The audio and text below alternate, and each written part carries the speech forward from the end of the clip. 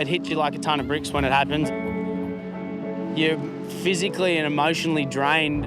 Ambulance, please. His name was Kurt. He was 54 years old and he was complaining of chest pain. His arms had a bit of pain and he had pins and needles in his hands. So start ringing alarm bells. You know, the worst case scenario is we're going to have to zap this guy back to life. This was the first time I've actually witnessed an arrest right in front of me. I think 54 is way too young to have a heart attack. You can never prepare yourself for that, what just happened, you know? It's just the way things just unfold, you know, you're down here on a Sunday and you think it's a nice quiet day and then the guy drops with a heart attack right there, you know, it's pretty full on. Have you got anyone you'd like to get us to contact at all? I knew I had to make that phone call because if my husband was having a heart attack on the water's edge at Bondi, I'd want to know. Hi, Michelle. This is Nicola Atherton from the Bondi Lifeguards. I've been given your number. I believe it's either could be your husband. And he's being treated for a suspected heart attack. How do you call someone up and just ruin their day like that? I can't even remember what I really said, but I was just trying to break it to her as gently as I could.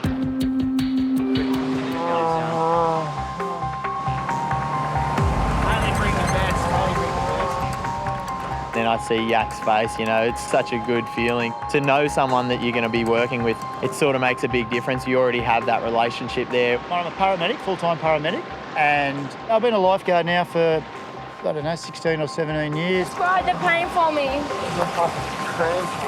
A cramp? We got a towel or something, please? Hi. He's got central chest pain, he's short of breath, he's clammy, he doesn't look well. Oh, God, I'm starting to go out. So, where's that? I'm starting to faint. Was he breathing Open really your eyes. quick, guys, before? Was he breathing? It's gone now. We witnessed the arrest and it was just like, oh, If he stopped breathing and his heart stopped pumping, he's in cardiac arrest. For help, analyzing heart rhythm. Do not touch the patient. Get that on for me. Yeah, come on. He just passed out then. Yeah. His hands are going. Wait, just analyse. Shock advised. Charging. The red button. Red button. Everyone clear? Press shock 1 delivered. It is safe to touch the patient. All right. Someone Just begin. get on. CPR now. Someone get on the chest. Someone get on the chest. Yeah, I'll get on. Continue.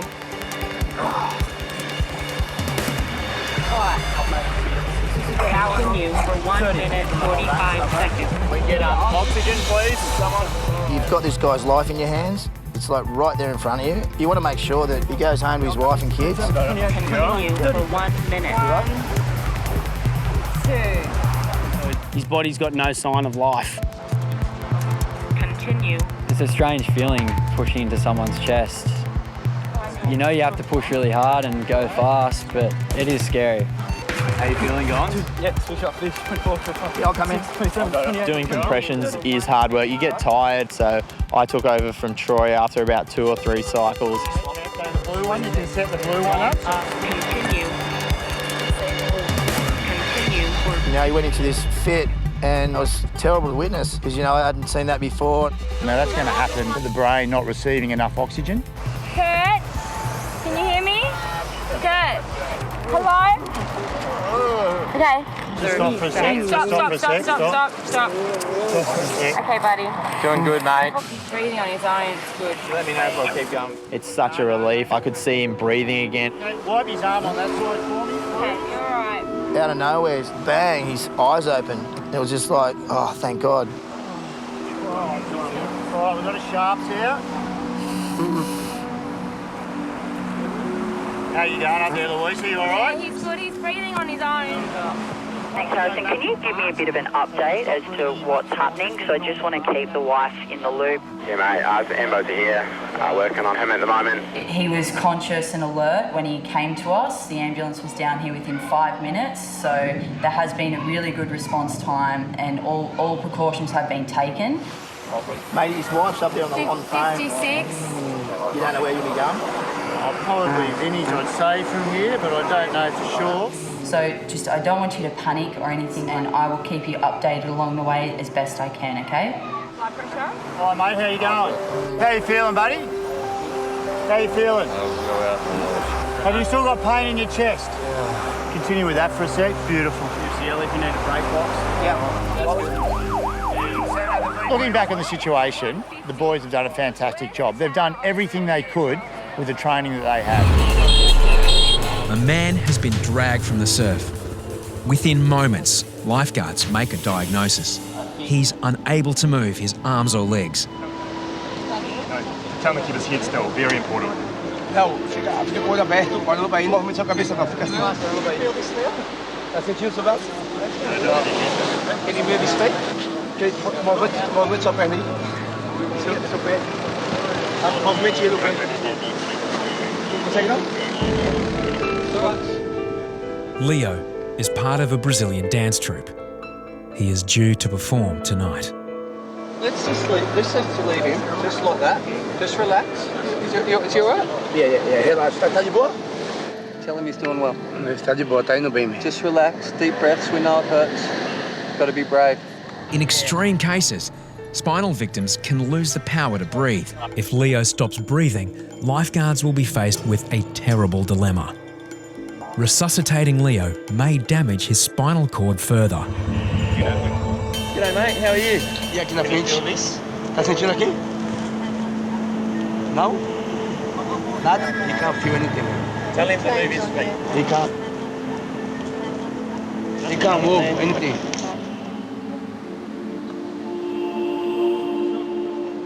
Reidy, you're gonna get a chopper.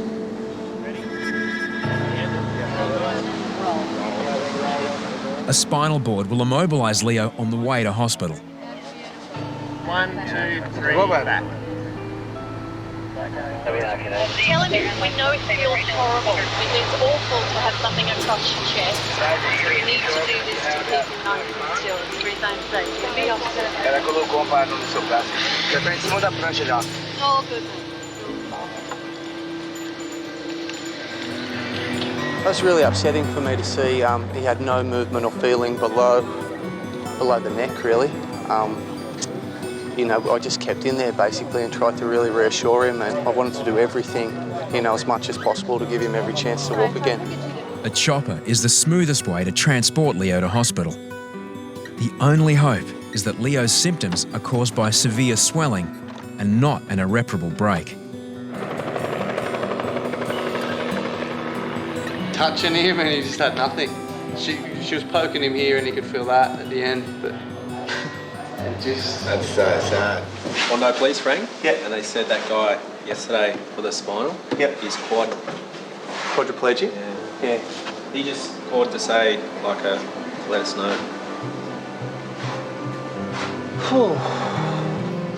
It was a pretty quiet day, and I was just sitting on the rip in front of the tower, and 2 stand-up paddleboarders came down. The boyfriend jumped out into the water, and as the girlfriend was walking out, she just copped the shore brake straight onto her board and it cleaned her up. Yeah. At the start, she thought she'd just pinched a nerve, and she told me she was fine. And then the pain started to grow, and that was when she sort of let me treat her. With a broken collarbone or a dislocated shoulder, it's important to get her up into the tower and get her comfortable as quick as possible, and then we can treat her from there. Got to help us with your feet.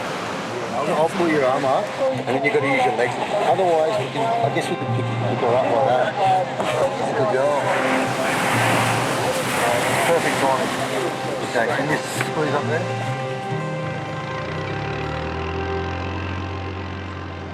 Marta is an American intensive care nurse, and she'd moved here 2 years ago to live with her boyfriend. Yeah. Whereabouts in America are you from? Chicago.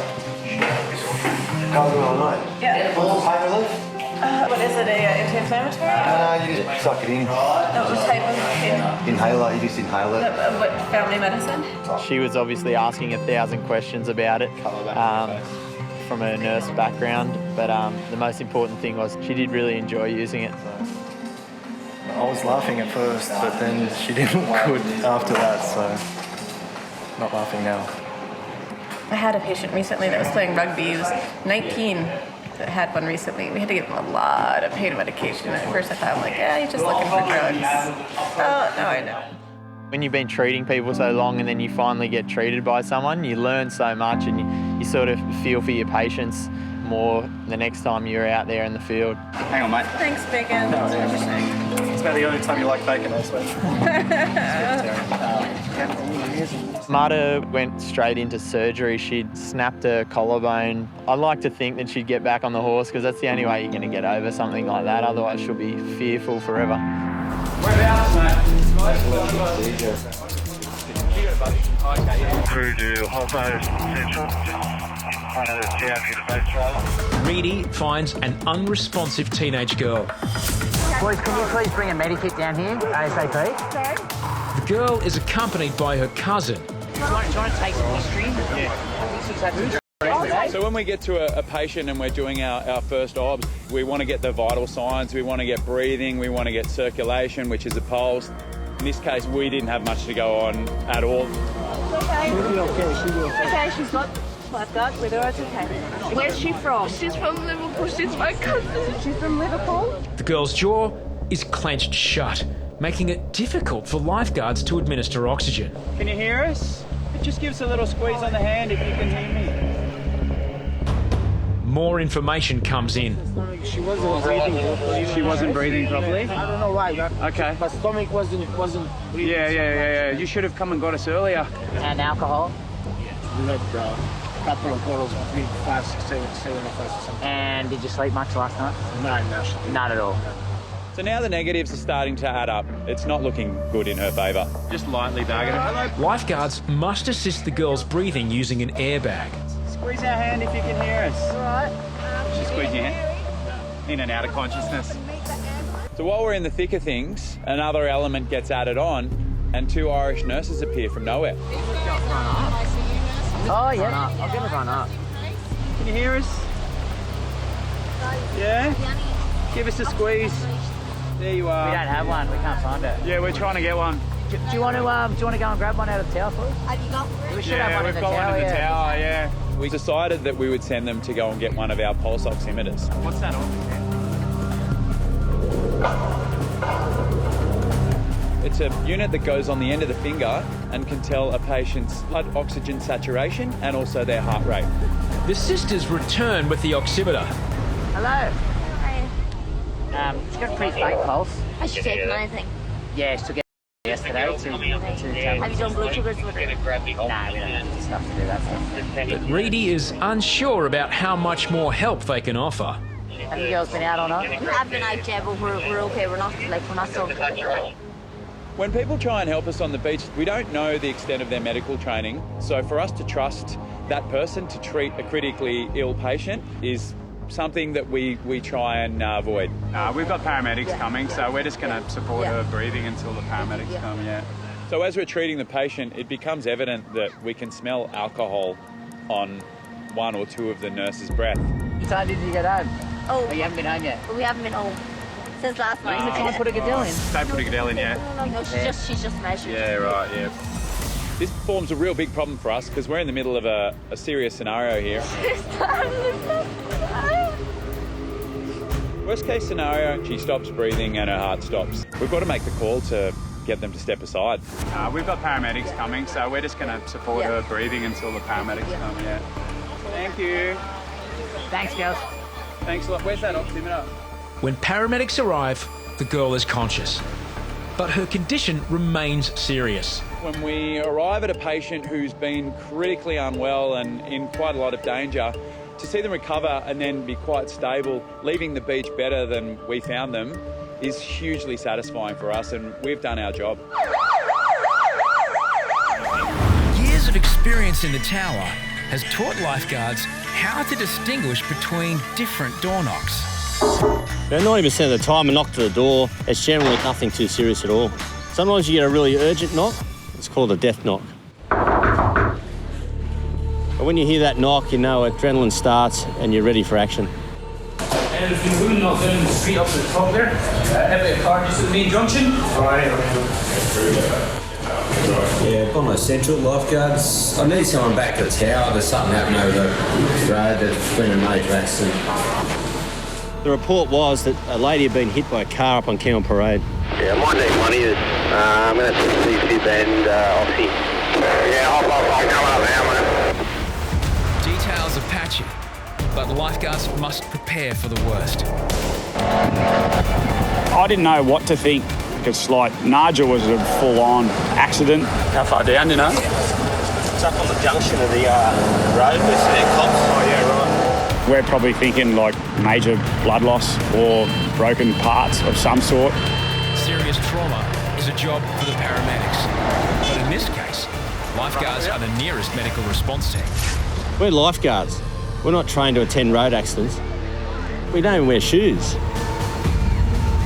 Barefoot and out of their comfort zone, Hoppo and Corey arrive at Bondi's busy main road to assess the situation. You're all right. You hold that part. Yeah, that's it. We got there before the ambos, and this lady had a huge gash to the side of her head. I looked at the damage of the car and realised her head's done that. Hoppo had a quick look and he just sort of gave me a bit of an eye to say it's not very good. You can see okay? Just holding the side of her head and there was blood everywhere. There was a lot of blood.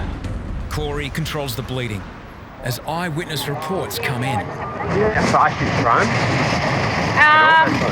Hit up against the windscreen and everything, and then came back off it. But I wouldn't say she was rolling off it. I wanted to see what the witnesses saw so I could get a gauge on how serious the injuries were. Lifeguards aren't normally called to car accidents. The arrival of paramedics is a relief. Was she conscious the whole time? Yeah, she said she was. The woman is a French tourist. Eyewitnesses say she was looking away as she stepped directly in front of a moving car. I think what happened is she's French, and I've said it before, they step off, she's probably looked the wrong way to where the traffic is. I've done it myself in the US, so I think that's probably what's happened, and she stepped off.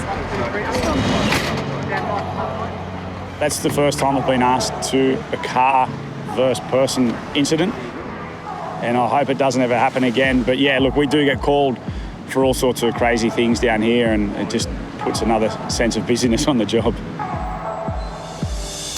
Shock 1 delivered. Continue. When anybody comes back to the tower after we've worked on them, it gets quite emotional because, 1 minute you're seeing him in probably the worst situation they could possibly be in, and next minute they walk through the door. Hey, how you going? G'day, how are you? Good, how are you? Are you the guys that saved my life? I'm one of. Hey, how are you? going? Kurt. Whippet, nice to meet you. Nice to meet you. How are you, Max? Yeah, good, buddy. Troy. Hey, Troy. I remember you. I actually do remember you. Nicola. Harrison. Hey, Harrison. How are you? Kurt. Whippet found you on the beach, and you kept saying I'm getting worse, I'm getting worse. We're like, this is not good. Doctors have said basically if you hadn't wired me up like that, I wouldn't be here. Simple as that. I mean, the good thing was when we got to you were conscious and you could give us your symptoms, and to get there and have the time and to be able to prepare for it makes a big difference for us. Nicola had the worst job having to call your wife. I was like, oh my God, you poor thing. I mean, at first I didn't know that Kurt had gone to Bondi that day. I thought he'd just gone to the pool, so I got a bit of a shock. And then I freaked out. I don't know how I sounded on the telephone, but every time you phoned me, it was right at the right time. I got the reassurance I needed all the way through. Oh, so good. That was really fantastic. I just wanted you to be there for, whatever the outcome was going to be. And, I knew that, you had the best guys on the job, so... Mate, you were just like SAS. It was like, it was amazing, You're all like regimental and you knew what you... Tell the council that I might get a pay rise. What surgery did you... Oh, they just put a balloon in it. There's no stent or anything. They just had to go in and... Oh, it was amazing. When they hit the clot and just sucked it out, and as soon as... Because I was in so much pain, mate. It was like having a jackhammer, And as soon as they sucked that out, instantly, it was like, oh, the pain's gone. It was like, wow, fantastic. Where are you at now? Is everything okay? You okay? Oh, yeah, look, the doctor, and he basically said, just stop eating shit. He also said that if it hadn't been for you guys, Kurt's condition would be a lot worse, so he's had minimal damage to his heart, which has been really good. I've come out of it like I'm the luckiest guy alive. I'm no doubt about it at the moment. Because of you guys and everyone else. So. It's good. It makes us, it's what makes our job worthwhile. What happened to Kurt drums home how precious life is. Thanks for coming down to see us because it means a lot to us to be able to see the people that we get back. I really appreciate it. Really, really appreciate it.